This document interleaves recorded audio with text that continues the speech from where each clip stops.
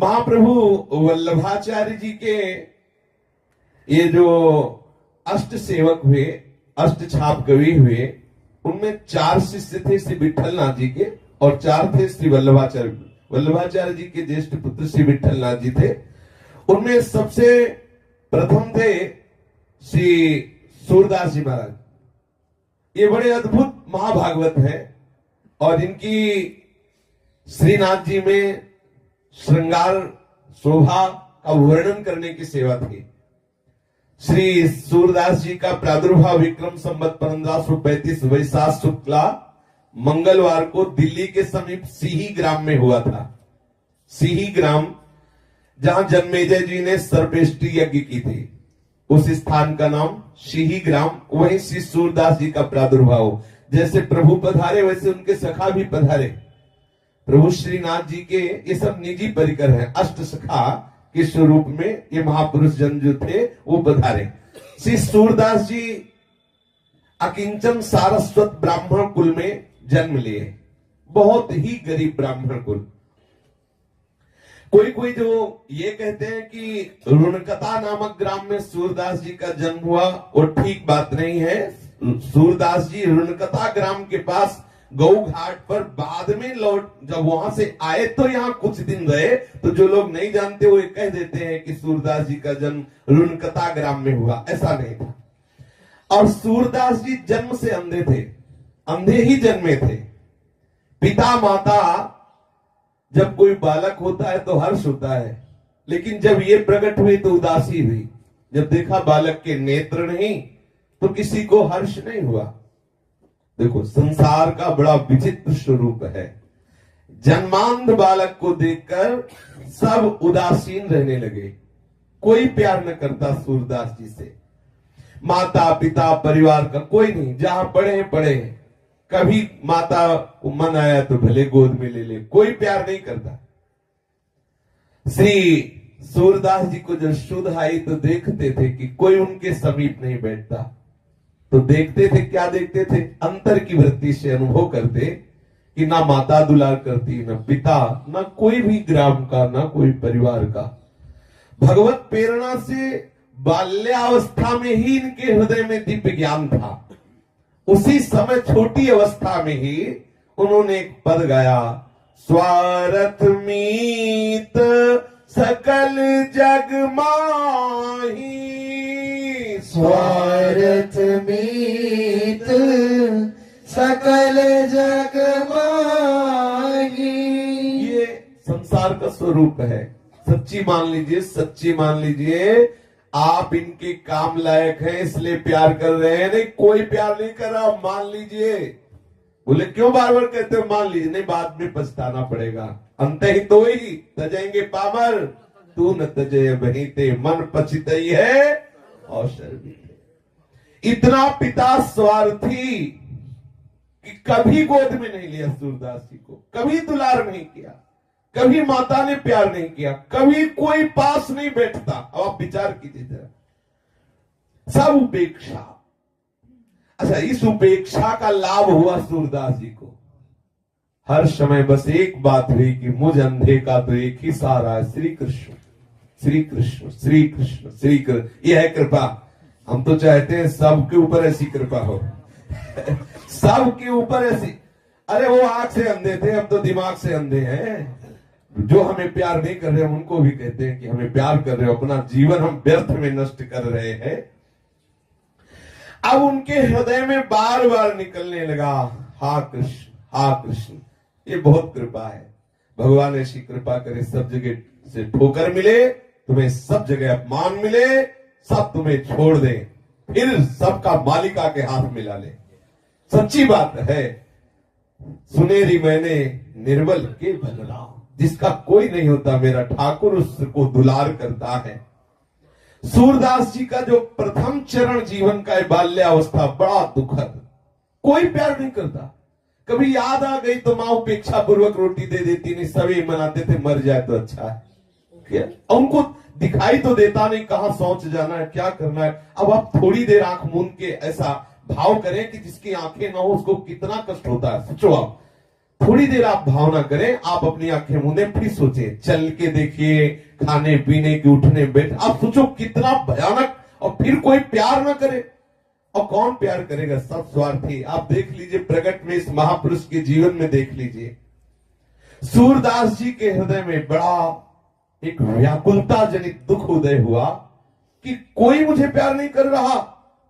उसी समय सूरदास जी ने इस पद की रचना की, सुनेरी मैंने निर्बल के बलराम।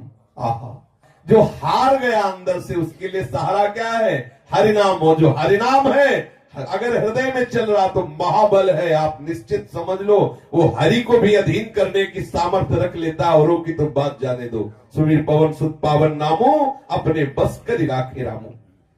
श्री सूरदास जी की 6 वर्ष की अवस्था है। एक दिन इनके पिता को किसी धनवान यजमान ने अपने यहां बुलाया पांडित्य कर्म के लिए।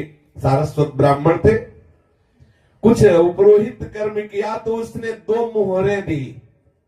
बड़े प्रसन्न हुए, आए और समस्त परिवार से कहा कि भाई आज तो हमारे भाग्य खुल गए। सूरदास जी के पिताजी ने, आज जजमान ने 2 मोहरें दी है और अब महीनों के लिए खूब खाने पीने के लिए हो गया। 2 मोहरें मिली हैं, बहुत सुंदर कपड़े में उसे लपेट करके ताक में रख दिया। अब संयोग की बात की रात में चूहा घुस गया और ताक में कपड़े में लपटी जो 2 मोहरें थी वो ले गया और छत में अपने बिल में रख दिया जाके। जब प्रातः कालीन पिताजी सूरदास जी के गए और ताक में देखा तो कपड़ा नहीं, मोहरे नहीं, बड़े दुखी हुए। अब तो छाती पीट पीट के रोना शुरू कर दिया। अब सूरदास जी ये सुन रहे हैं। सूरदास जी ने पिता को समझा, क्यों विलाप कर रहे हो, कृष्ण नाम से बढ़कर कोई मोहरे होती है क्या। अब तो सब का सब रोज सूरदास जी के ऊपर उतर गया। उनकी माता, उनके पिता कही, तू अभागा, जब से जन्मा तब से हमारे घर में विपत्ति ही विपत्ति है, ना तू भागता है ना तू मरता है, ऊपर से हमें समझा रहा है। सब सूरदास जी को कोसने लगे, बरस पड़े सूरदास जी के ऊपर। अरे अभागे, तू जिस दिन से जन्म लिया हमारा चैन खो गया, दुख ही दुख। सूरदास जी चुप हो गए, अंदर ही अंदर कृष्ण नाम रटने लगे कि प्रभु आपकी बड़ी विचित्र लीला है। सूरदास जी जब देखा कि सब गाली वाली देकर शांत हुए तो बोले, देखो आप इतना मोहरों से प्रेम करते हो, अगर मैं आपकी मोहरे बता दूं कहां है तो बोले तुमने चुराई। बोले नहीं नहीं चुराई नहीं, लेकिन मुझे पता है। तो बोले जब चुराई नहीं तो तुझे पता कैसे। बोले मुझे दिखा रहे हैं। बोले तेरे नेत्र नहीं है। बोले जो मेरे नेत्र नहीं है उन नेत्रों से उन्हें दिखाई दे रहे, मेरे जो नेत्र है वो तुम्हारे नहीं है, मैं उन नेत्रों से देख के बता रहा हूं।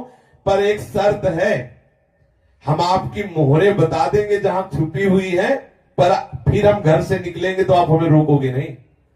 वो ऐसे ही उनसे प्यार नहीं कर रहे थे कोई। अरे बोले भैया तुम मोहरे बताओ, अभी जा, बता कहां रखी है।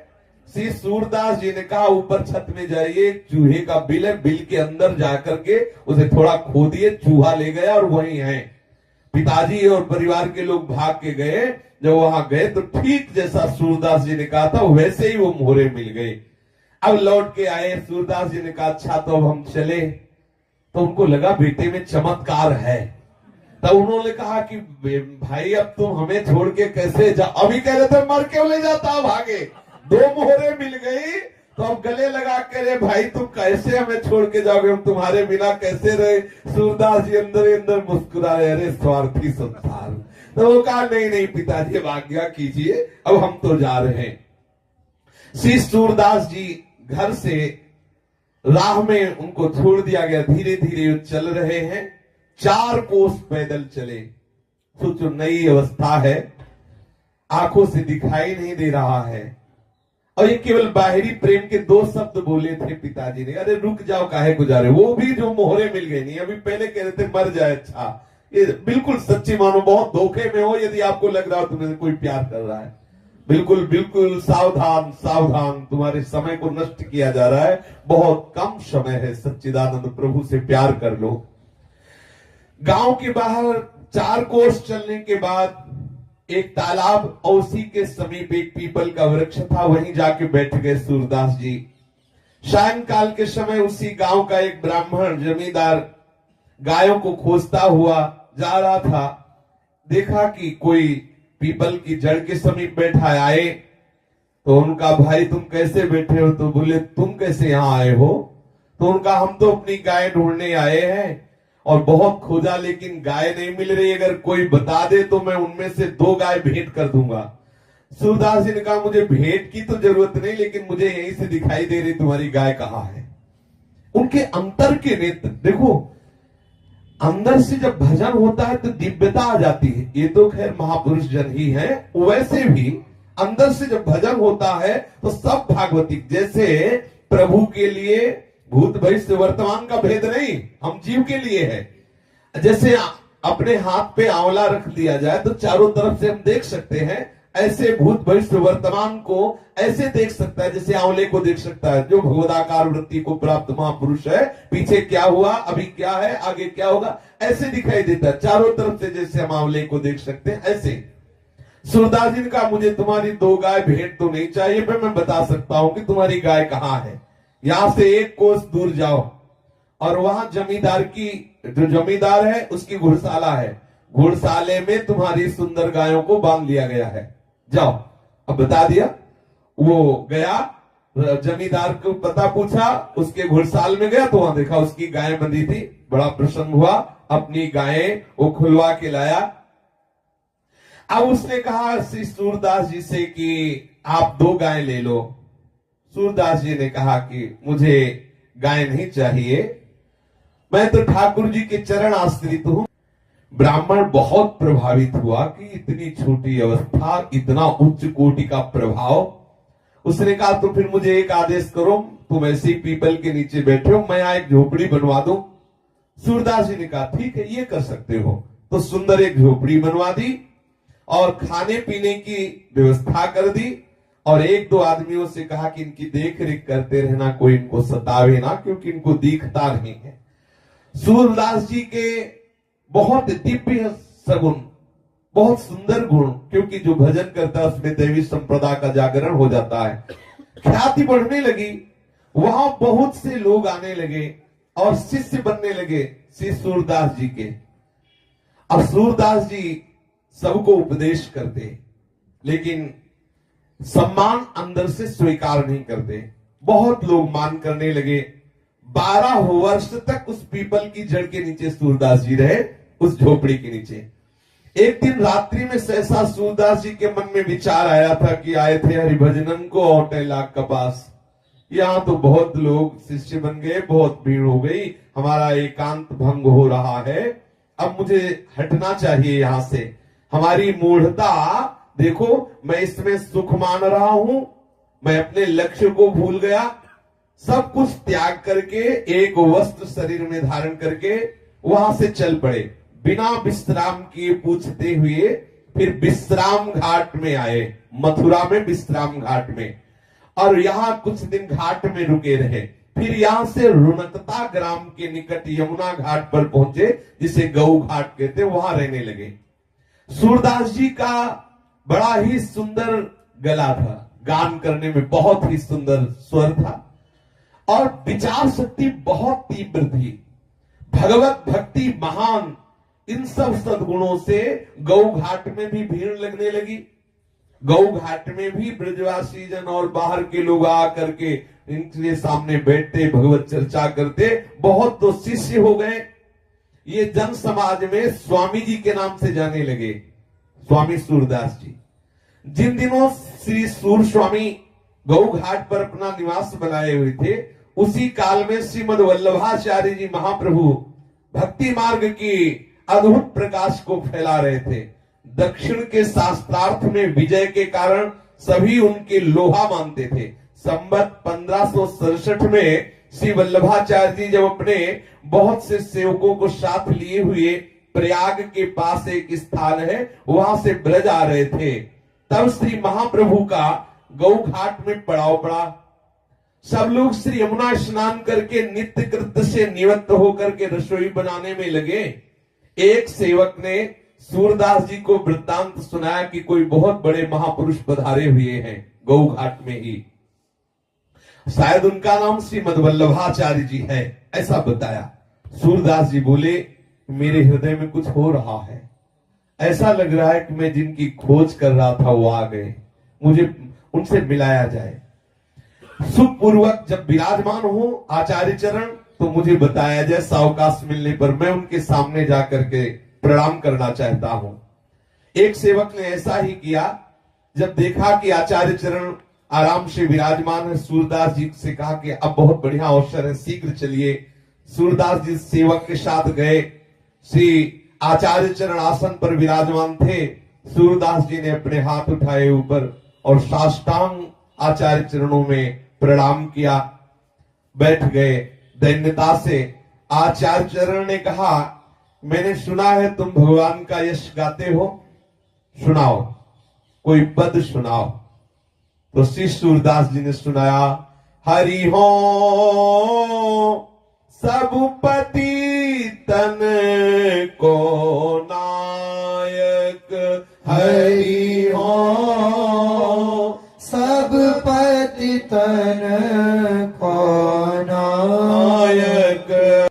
श्री सूरदास जी महाराज जी ने आचार्य चरण को एक पद सुना। आचार्य चरण कुछ नहीं बोले तो सूरदास जी को लगा कि अब दूसरा पद सुनाए, क्योंकि जब तक जैसे महापुरुष बोले कि सुनाइए, तो जब तक वो ये ना कहने कि रुक जाइए तब तक सुनाते ही रहिए, अपनी तरफ से नहीं। ये गुरुजनों का जो सेवन का स्वरूप है कि अगर उनका सुनाओ तो जब तक या तो वो ग्रंथ खत्म हो जाए तो फिर हम इंतजार करेंगे कि वो आदेश क्या कर रहे हैं, नहीं तो हम सुना ही रहे जब तक वो रोक न दे। अगला पद सुनाना प्रारंभ किया सूरदास जी ने, प्रभु हो सब पति तन कोटि को, प्रभु हो सब पति तन कोटि को। अब आचार्य चरण बोले। श्री वल्लभाचार्य जी ने मुस्कुराते हुए कहा, तुम्हारा नाम सुना था कि सूर है। सूर माने होता है बलवान। ये घिघियाना कब बंद करोगे? ये होता है प्रेमी जनों को ये महिमा। उन्होंने सूर माने बलवान होता है। तुम्हारा नाम तो सूर है, ये घिघिया रहे हो, कब तक घिघियाते रहोगे? कब तक दीन बनकर ऐसे रोते रहोगे? अरे हरि की लीलाओं का गायन करो, घिघियाना बंद करो। श्री आचार्य चरण ने सूरदास जी से कहा। सूरदास जी ने हाथ जोड़कर कहा, प्रभु मुझे बिल्कुल लीला का कोई अनुभव नहीं हो रहा है, फिर बनावटी मुझसे गाते नहीं बनेगा, अंदर कोई लीला स्फुरित हो नहीं रही है, तो मैं जैसा हूं वैसे ही दीनता की बात करता हूं। अगर कोई लीला स्फुरित हो तब तो गाऊं। देखो महापुरुषों की कैसी करुणा बरसती है। श्री महाप्रभु जी ने कहा कि तुम्हारे अंदर दिव्य दृष्टि का संयोग है, चिंता मत करो, अभी खुल जाएगी। जाओ यमुना स्नान करके आओ। चाबी है आचार्यों के पास। वो तो नरवाहन प्रभु निहार लोचन भरे घोषनार, घोर पापाचरण करने वाले को भी प्रभु निहार लोचन भरे घोषनार, नख सिक सौंदर्य काम दुख निकंदिनी। आहा, वो चाहे तो घोर पापात्मा को एक सेकंड में निकुंज के दिव्य लीला विलास में प्रवेश करा दे, सामर्थ्य आचार्यों में। आचार्य चरण ने कहा, अच्छा जाओ यमुना स्नान करके आओ, हमारी लीला का भी अनुभव हो जाएगा। सूरदास जी प्रणाम करके तत्काल गए, स्नान किया यमुना जी में, फिर श्री आचार्य चरणों में उपस्थित हुए आके। श्री महाप्रभु जी ने श्री सूरदास जी को विधि पूर्वक अष्टाक्षर मंत्र की दीक्षा देकर ब्रह्म संबंध कराया। तत्पश्चात श्रीमद् भागवत दशम स्कंद की अनुक्रमणिका सुनाई। गुरु कृपा हुई। जी ही सदगुरुदेव के द्वारा मंत्र ब्रह्म संबंध और कृपा हुई तो सूरदास जी के हृदय में महान प्रेम लक्षणों भक्ति का प्रादुर्भाव हो गया। प्रेम का संचार होते ही दिव्य लीलाएं प्रकट होने लगी। आहा, प्रभु की दिव्य लीलाएं स्फुरित होने लगी। महाप्रभु जी ने पूछा, कहो सूरदास, कुछ सूझ रहा है अंदर से, कुछ समझ में आ रहा है, कुछ दिखाई दे रहा है? सूरदास जी बोले, जय जय, पूरा का पूरा दिखाई दे रहा है। आपकी गोद में श्री लालजू महाराज खेल रहे, मैं देख रहा हूं।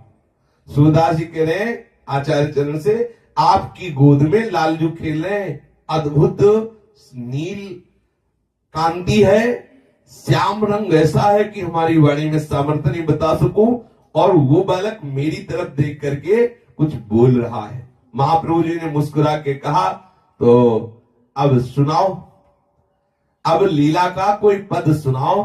तो श्री सूरदास जी ने पहला पद लीला का सुनाया। चकैरी चली प्रेम सरोवर, जहां न प्रेम वियोग। छकई चली प्रेम सरोवर, जहान प्रेम वियोग। श्री सूरदास जी ने इस पद को पूरा करके सुनाया। फिर आनंद मगन होकर ब्रज भयो महर के पूत, जब यह बात भयो महर के पूत, जब यह बात सुनी। ये बधाई का लालजू का प्रादुर्भाव हुआ है, अद्भुत नंदोत्सव मनाया जा रहा है। ये लीला देखी, ये पद गायन करके श्री आचार्य चरण को सुना। महाप्रभु बहुत प्रसन्न हुए, बोले सूरदास जी अब तुम्हारा लीला में प्रवेश हो गया है, अब तुम्हारे हृदय में दिव्य दिव्य नवीन लीलाएं श्री लालजू की प्रकट होती रहेंगी।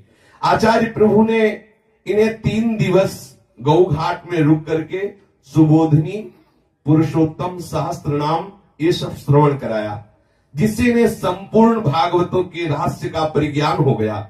सूर सागर में श्री सूरदास जी ने भागवत के 12 स्कंधों का तात्पर्य और भी अन्य प्रसंगों का वर्णन किया।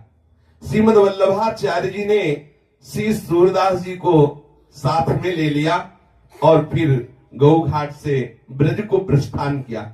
सर्वप्रथम महाप्रभु जी ने शिव साथ में लाकर सूरदास जी को गोकुल के दर्शन कराए, गोकुल में लाए और कहा सूरदास प्रणाम करो, ये लालजू का गांव है गोकुल। सूरदास जी ने जे ही प्रणाम किया तो दिव्य गोकुल के दर्शन होने लगे। बाहरी नेत्र नहीं है, ये पूर्ण वो जो लालजू का दिव्य गोकुल है, दिव्य गोकुल का दर्शन हुआ। सूरदास जी के रोम रोम खड़े हैं, हृदय आनंद से नाच रहा है कि गुरु कृपा कितनी महा महिमा में होती है, जो अनंत जन्मों के साधनों से बात नहीं बनती, गुरु कृपा से कितने शीघ्र वो दिव्य गोकुल का दर्शन। श्री सूरदास जी गोकुल को बार बार प्रणाम कर रहे हैं, वो दिव्य रूप गोकुल का दर्शन किया। प्रणाम करते ही गोकुल की समस्त लीलाएं स्फुरित हो गई। गोकुल में जो जो लीलाएं ठाकुर जी ने की वो सब सूरदास जी के हृदय में स्फुरित हो गई। आचार्य चरण को गा के सुनाने लगे, देखो कितने सुंदर लालजू है। शोभित कर नवनीत लिए, शोभित कर नवनीत लिए। श्री आचार्य वल्लभाचार्य जी को ये सुंदर स्वरूप का गान करके सुनाया सूरदास जी ने। महाप्रभु वल्लभाचार्य जी बहुत प्रसन्न हुए और कहा सूरदास जी तुमको एक सेवा देते हैं। हमारे ठाकुर जो गोवर्धन नाथ श्रीनाथ जी हैं, इनको रोज तुम इनका यश सुनाओगे, इन्हें कीर्तन सुनाओगे और इनकी शोभा से युक्त जो पद है उनकी रचना करके तुम इनको सुनाओगे, ये हम तुम्हें सेवा देते हैं। और सूरदास जी को गोवर्धन ले आए, श्री श्रीनाथ जी का दर्शन किया सूरदास जी ने। देखो सूरदास हैं और दर्शन कर रहे श्रीनाथ जी का, और ऐसे चतुर दर्शन करने वाले हैं कि छोटे से भी श्रृंगार को नहीं छोड़ते, एक एक श्रृंगार का, एक एक पत्रावली का, एक एक चेष्टा का दर्शन करते हैं।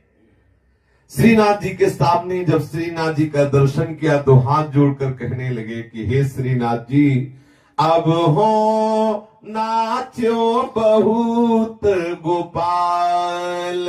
सूरदास जी ने श्रीनाथ जी के सामने ऐसा विनय युक्त पद गान किया। श्री सूरदास जी का ये दैन्य देखकर महाप्रभु वल्लभाचार्य जी बहुत द्रवित हुए। बोले सूरदास जी, तुम्हारी अविद्या की क्या बात है, जो तुम्हारा आश्रय ले लेगा उसकी अविद्या दूर हो जाएगी।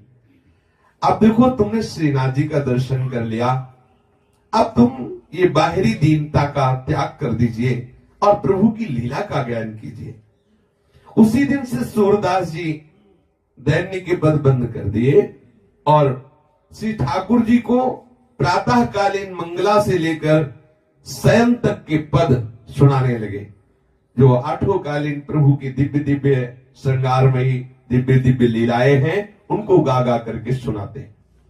कभी कभी उपदेश के पद भी गाते।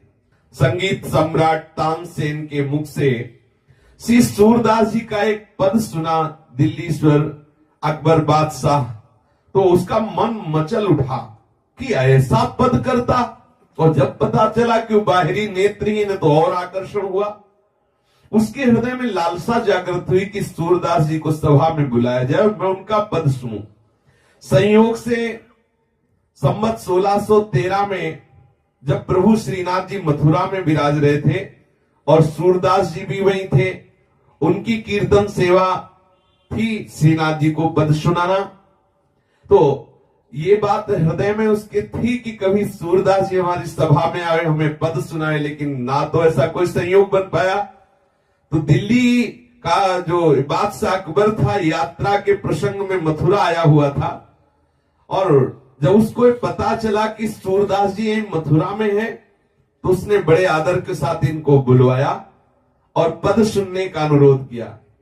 तब श्री सूरदास जी ने ये पद गाया, मन रे माधव सो कर प्रीति, मन रे माधव सो कर प्रीति। एक दिन इसकी चर्चा हुई थी पीछे, इस पद की, बहुत बड़ा पद है। इस पद को सुनकर अकबर ने इनकी भावनिष्ठा की परीक्षा के लिए कहा, सूरदास,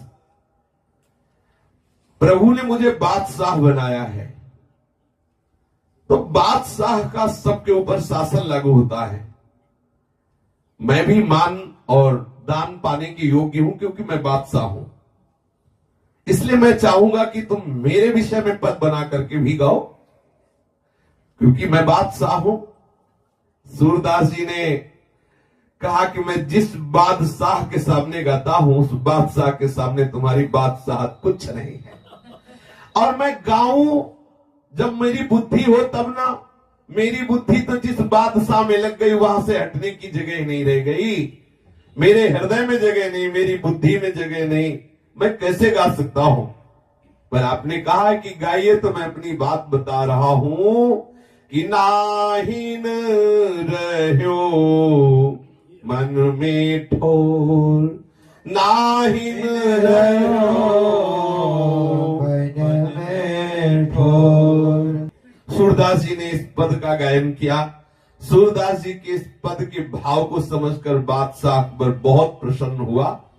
और जो सूरदास जी की अंतिम पंक्ति इस पद की थी, वो कि कहा कहो मन प्रेम पूरन, घटन सिंधु समाये, श्याम गात सरोज लोचन, लित गति मृदुहास, सूर्य से दरस कारण मरत लोचन प्यास। उसने कहा कि तुम्हारे तो नेत्र हैं ही नहीं, और तुम कहते हो कि मरत लोचन प्यास। जब लोचन ही नहीं तो लोचन प्यास कैसे? बादशाह अकबर ने कहा कि कहा कहो मन प्रेम पूरन, घटन सिंधु समाये, श्याम गात सरोज लोचन, ललित गति मृदुहास, सूर्य से दरस कारण मरत लोचन प्यास। पहली बात तो यह है कि संपूर्ण प्रेमानंद हृदय में समान रहा है। समझने वाले के लिए है ये कैसी महामहिमा स्थिति है सूरदास जी की। फिर कह रहे हैं कि ऐसे महामहिमा में रूप के लिए मेरे नेत्र प्यासे हैं। और पहले कह रहे कि समान ही रहा, हर समय प्रेमानंद छाया हुआ है, हर समय श्री कृष्ण का रूप हमारे हृदय में, हमारे मन में, बुद्धि में, चित्त में, अहम में, इंद्रियों में समा गया है। लेकिन अकबर जितना पकड़ पाया, उसने केवल इतना ही पकड़ पाया कि आपके नेत्र नहीं तो लोचन कैसे प्यासे हो सकते हैं रूप के। ऐसा अकबर ने प्रश्न किया कि मरद लोचन प्यास, जब नेत्र ही नहीं तो ये प्यास कैसी? बादशाह ने सूरदास जी से जब ये जिज्ञासा की, नेत्र तो सबके हैं। सूरदास जी ने कहा नेत्र तो सबके हैं, परंतु जिनसे भगवत दर्शन होते वो नेत्र नहीं है। तुम्हें हमारे वो नेत्र नहीं दिखाई दे रहे जिससे संसार दिखता है, लेकिन जिससे ठाकुर दिखते वो नेत्र हमारे हैं, तुम्हारे नहीं है। बादशाह से कहा कि तुम्हारे जो नेत्र है उनसे संसार देखा जाता है, हमारे जो नेत्र है उनसे श्याम सुंदर देखे जाते हैं। संसार देखने वाले नेत्रों से मैं अंधा हूं, लेकिन भगवान जिनसे दर्शन देते हैं वो नेत्र हमारे अंदर है। तुम संसार देखने वाले नेत्र वाले, लेकिन जिन नेत्रों से प्रभु के दर्शन होते हैं उससे तुम अंधे हो। असली अंधा तो वही जिसे प्रभु नहीं दिखाई दे रहे हैं। अब जब तुम्हारे अंदर वो नेत्र नहीं तो प्यास कहां? और मेरे अंदर संसार के नेत्र नहीं, इसलिए संसार की प्यास नहीं, लेकिन ठाकुर के दर्शन के नेत्र हैं, इसलिए वो नेत्र प्यासे दर्शन करते हुए भी।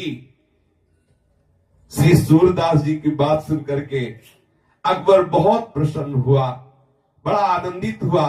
अकबर ने सूरदास जी से हाथ जोड़कर कहा, मेरी कुछ भेंट स्वीकार कर लो, मैं कई गांवों की जागीर आपके नाम लिख देता हूं, मैं बहुत सी जमींदारी आपके नाम कर देता हूं। तो श्रीनाथ जी की सेवा में मगन रहने वाले सूरदास जी ने कहा, मुझे जो जागीर मिली तू सोच भी नहीं सकता।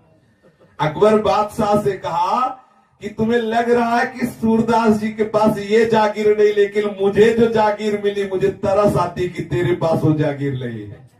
ये है बादशाहों के बादशाह, जिनको प्रभु के चरणारविंद का बल मिल गया है, जिनको प्रभु के नाम का धन मिल गया है, उनके लिए बादशाह बेचारा है, बेचारा। ये वही समझता है जो इस प्रभु के अनुराग रंग में रंगे हुए हैं।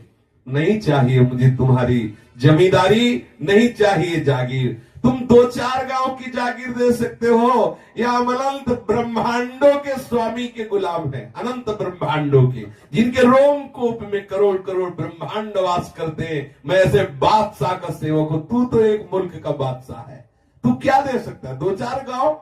अब सोचिए। श्री सूरदास जी के इस भाव को सुनकर, इस बात को सुनकर के झेप गया अकबर बादशाह, और वो भी भगवत चरण अरविंद का स्मरण करने लगा। सूरदास जी श्रीनाथ जी के चरणों का स्मरण करते हुए वापस आ गए। ऐसी महा महिमा में स्थिति देख के जितना गोस्वामी परिकर था आचार्य चरण का, वो सब बहुत प्रभावित थे कि सूरदास जी की इतनी प्रवीण बुद्धि है, तत्काल उसी लीला का गायन करने लगते हैं। चमत्कारी महात्मा है।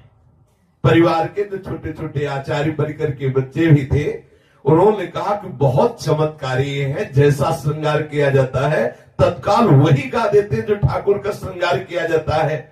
हूबहू बिल्कुल जैसी पोशाक, जैसी किनारी, जैसी पत्रावली, जैसे रंग के पुष्प, और प्रगट में आंख नहीं है, सामने ठाकुर के बैठे और वैसे ही रचना करके पद की गादी। बड़ा आश्चर्य। आंख वाला भी धोखा कर सकता है वर्णन करने में, कोई चूक कर सकता है, लेकिन सूरदास जी से कोई चूक नहीं होती। कौन सी पत्रावली बनी है, एक लट कहां विराजमान है, कौन सा छोटा आभूषण, सब वर्णन करते। श्री सूरदास जी की अपार महिमा को देख करके एक विनोद सूझा आचार्य परिकर को। श्री विठलनाथ जी से ये कहा गया कि आज इनको पोशाक ही मत धारण करो ठाकुर को, और फिर लाओ श्री सूरदास जी को। आज देखते हैं क्यों कैसे वर्णन करते हैं। तो यद्यपि ये विनोद से ही है, क्योंकि सब परिकर जानते हैं कि ठाकुर जी का जो निरंतर चिंतन करते रहते हैं, उनके बाह्य नेत्र भले ना हो, लेकिन आंतरिक नेत्र निश्चित खुल जाते हैं, और उन्हीं नेत्रों से दर्शन होते हैं। निकस कुंज ठाढ़े भये भुजा परस्पर अंश, श्री राधा वल्लभ मुख कमल निरखे नयन हरिवंश। तो गोसाई जी ने कहा कि पहले जो अभी श्रृंगार है, इस श्रृंगार रूप में लाते हैं सूरदास जी को, और फिर तत्काल वो श्रृंगार उतार देते हैं, सूरदास जी को दूर बैठाते हैं और बिल्कुल श्रृंगार रहे, कोई वस्त्र नहीं, कोई पोशाक, फिर लाते हैं, फिर देखते हैं, क्योंकि पहले अभी श्रृंगार किया गया, पूर्ण श्रृंगारी, वो आके बैठे। अब वो क्या वर्णन करते हैं, और थोड़ी ही देर में वो जहां जाए तो पूरा श्रृंगार उतारा जाए, और फिर ठाकुर जी को ऐसे साफ, फिर अगर वो वर्णन करते तो देखो ये विनोद सुहाई दिया। श्री सूरदास जी को सामने लाए, सूरदास जी देख रहे, कह रहे हैं अभी पोशाक धारण की बिल्कुल श्रृंगारित है। कहाँ लो बरनो सुंदरताई, कहाँ लो बरनो सुंदरताई। सूरदास जी ने जब इस शोभा का ऐसा वर्णन किया तो श्री गोसाई जी महाराज के परिकर में परीक्षा के लिए श्री ठाकुर जी महाराज की सब पोशाक उतार ली, केवल थोड़ी सी मोतियों का श्रृंगार, केवल मोती शरीर में धारण कराए और कहा कि सूरदास जी बहुत सुंदर हमने ठाकुर जी का श्रृंगार किया है, अब आप गा के बताइए कि हमारे ठाकुर जी कौन कौन सा पोशाक धारण किए हुए हैं, कौन कौन से आभूषण हैं, क्या श्रृंगार धारण किए हुए हैं, आप बताइए। श्री सूरदास जी प्रारंभ हो गए। देखे री हरि नंगम नंगा, देखे री हरि नंगम नंगा। हे सखी, आज मैंने देखा श्री हरि नंगम नंगा है, कोई पोशाक नहीं धारण किए। आश्चर्य हुआ, सब गोस्वामी परिकर को बड़ा आश्चर्य हुआ, कैसी दिव्य दृष्टि है। श्री ठाकुर जी महाराज को जैसे ही पट खोला वैसे ही वर्णन कर रहे। आज एक भी अन्य आभूषण नहीं है, एक भी पोशाक नहीं है, केवल थोड़ा मोतियों का श्रृंगार है। श्री सूरदास जी महाराज ऐसी महामहिमामयी स्थिति में हैं, फिर भी अचानक उनका एक कुएं में गिरना होता है पूर्व प्रसंग में, और 7 दिन 7 रात उस कुएं में पड़े रहते हैं। जब देखा निकालने वाला कोई नहीं आ रहा तो ठाकुर जी से बहुत लड़े अंदर ही अंदर, या तुमसे कहे तभी तुम निकालने आओगे। 7 दिन हो गए, 7 रात हो गए, कोई भोजन नहीं, कोई पानी नहीं, बड़े भक्त वत्सल कहलाते हो। क्या था सुदामा जी के उन चावलों के टुकड़ों में कि बिक गए, हम 7 दिन से कुएं में पड़े। प्रहलाद जी ने क्या आपको ऐसा प्यार दिया कि खंभे से निकल पड़े? मुझे 7 दिन हो गए ठाकुर जी से लड़े, जैसे नरसिंह मेहता जी जब लड़े ठाकुर जी का, तुम्हारी मौसी लगती है, तुम्हारी बुआ लगती है, ऐसे। हाँ अच्छा, अब किससे लड़े? है कौन? हम रीझेंगे तो इन्हीं से, खींचेंगे तो इन्हीं से। भाई अगर हमारे अंदर गुस्सा आएगी तो किसके ऊपर आएगी? बोले गुस्सा करना प्रभु के ऊपर ठीक नहीं, हम कहते इन्हीं के ऊपर गुस्सा करो, दूसरे से करना ठीक नहीं। दूसरे से करना बिल्कुल ठीक नहीं, उससे अपना परमार्थ बिगड़ जाएगा। और इनसे गुस्सा करने से बहुत लाभ है, कभी हानि नहीं होनी, पक्का समझ लो। और गुस्सा उसी से किया जाता है जिससे अधिक प्रेम होता है। जैसे बच्चा मां से गुस्सा करता है, जा मुझे दूध नहीं पीना, नहीं खाना, तो क्यों? उसके मन की कोई बात नहीं हो रही ना, इसीलिए तो। और वो जानता है कि मेरी मां बहुत करुणामयी है, ऐसा मैं करूंगा तो मान जाएगी। प्रभु वात्सल्य समुद्र है। आए और सूरदास जी को कुएं से निकाला। अब आप देख लो, इनको पसंद है गुस्सा की नहीं। 7 दिन से गुस्सा नहीं किया तो नहीं आए, जब गुस्सा किया तो तत्काल आ गए। बड़े लीला बिहारी है, ये बहुत ऊब जाते हैं। जैसे होता है ना कि रोज मिठाई खाए खाए थोड़ा खट्टा भी चाहिए, ऐसे ही ऊब जाते। हे नाथ, आप स्वामी, आप सुनो, ये थोड़ा। बोले रुक, गैया अलग कर, अब आज से तू हमारे परिकर में गाय नहीं चराएगा, नहीं खेलेगा। अब वो काट पकड़ते हैं, जैसे ग्वालिया वाले कहते, आज के बाद तेरे को देखूंगा नहीं, बोलूंगा नहीं, छूंगा नहीं तुझे। ये है थोड़ा चटपटा, जैसे बहुत मीठा पाए पाए, ये मीठा है विनय आदि। और जब कोई भक्त उनसे रूस जाता है, लेकिन रूस वही जाएगा जिसका पूर्ण आत्मसमर्पण है, उनके सिवा कोई है नहीं। वो रूसने में बहुत प्यार है, उसी प्यार को देखने के लिए ठाकुर जी इंतजार करते, थोड़ा रूसे, जब फिर वो देखते हो फिर आ जाते हैं तत्काल। 7 दिन बाद जब श्री सूरदास जी को कुएं से बाहर किया, तो बाहर करके छोड़ के अलग हो गए, तब सूरदास जी को आज खटका पूरे जीवन में कि अगर मेरी बाह्य आंखें होती, अंदर से तो देखता ही हूं इनकी लीला, अगर बाह्य होती तो देखते कैसा रूप रख के आए हैं प्रकट में। लेकिन आज मेरी बाह्य आंखें नहीं है, बाह्य आंखों से अंधा हूं और देख नहीं पाया। अंदर से बहुत एक विशेष प्रकार का विरह प्रकट हुआ। मेरी आंखें होती तो मैं देखता मेरे लालन कौन सा रूप रख के आए और मुझे कुएं से बाहर किया। हमारी श्री जी ने कहा लालजू से कि अब नहीं चलेगा, अब तो तत्काल सूरदास जी को देख लो। अगर किसी पर विशिष्ट कृपा का जब अवसर आता है तो उसमें हमारी लाडली जी होती है। इसलिए हमारे माई श्यामा जी को राज अपने वृंदावन वासी छाती फुला के चलते हैं, हमारे माई श्यामा जी को, और ये फूली ही रहेगी। ऐसे काटना शुरू हो जाए ना तो भी ये फूली रहेगी। ये कोई ऐसे नहीं कि मिल रहा है तो फूली, नहीं मिला तो वो गैस निकल गई, ऐसी गैस नहीं है। हाँ, ये मोक्ष मिलने पर भी फूलन नहीं होती।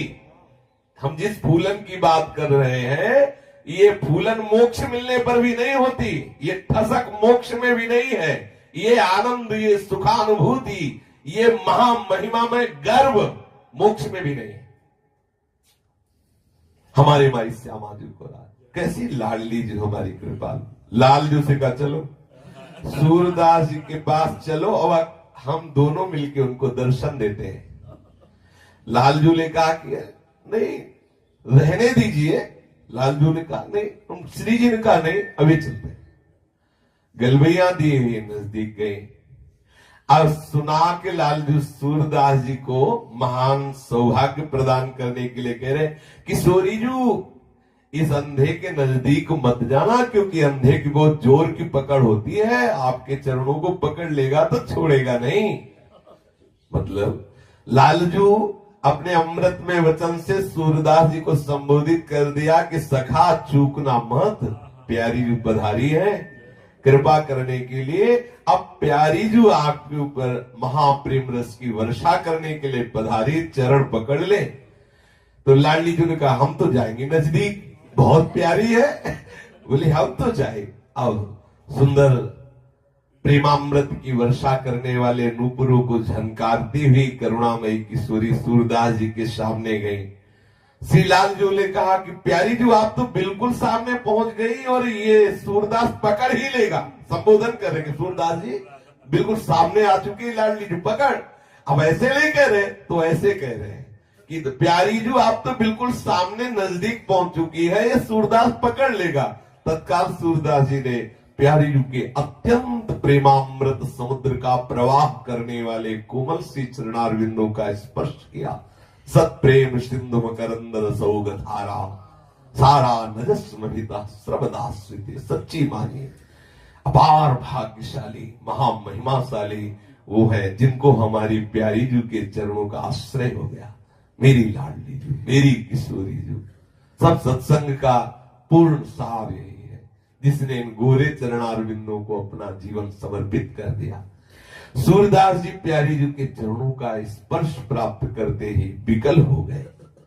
अब श्री लालजू ने इशारा किया लाडली जू से कि लाडली जू ये तो भाव में डूब रहे, अब अपने श्री चरण आप हटा लीजिए।